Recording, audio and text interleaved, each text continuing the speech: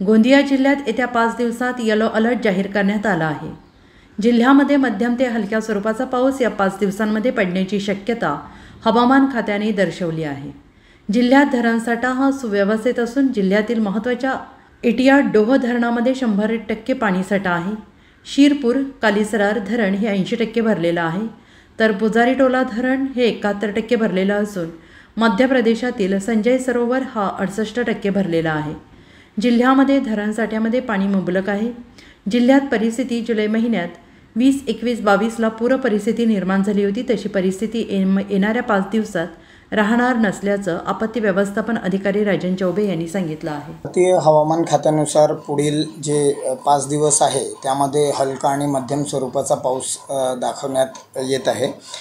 तसेच आज रोजी जर जिल्ह्याची परिस्थिती बघितली तर जिल्ह्याचे जे प्रमुख 4 धरण आहे त्यामध्ये एटिया-डोह हा 100% झालेला आहे। तसेच शिरपूर आणि कालीसराड हे 80% भरलेले आहेत।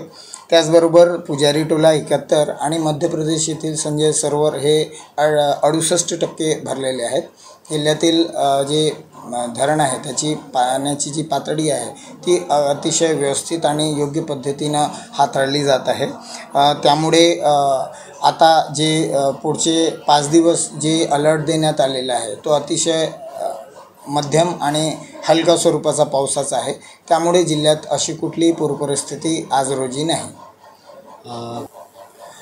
यापूर्वी दिनांक 20 जुलै ते 23 जुलै या दरम्यान गोंदिया जिल्ह्यात पूर परिस्थितीसारखी परिस्थिती निर्माण झाली होती, कारण की यामध्ये वेगवेगळ्या तारखेत 20 ते 23 दरम्यान प्रत्येक जे तालुका आहेत त्या ठिकाणी अतिवृष्टीची नोंद करण्यात आली होती।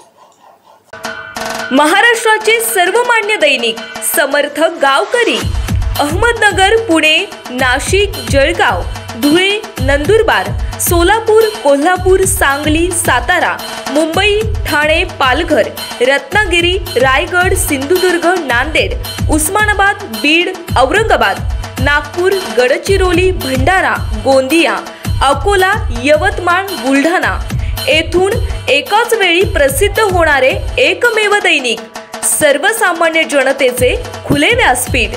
संपादक आहेत विश्वासराव आरोटे। मोबाईल नंबर आहे 94 23 38 85 08। दुसरा मोबाईल नंबर 94 23 46 72 72।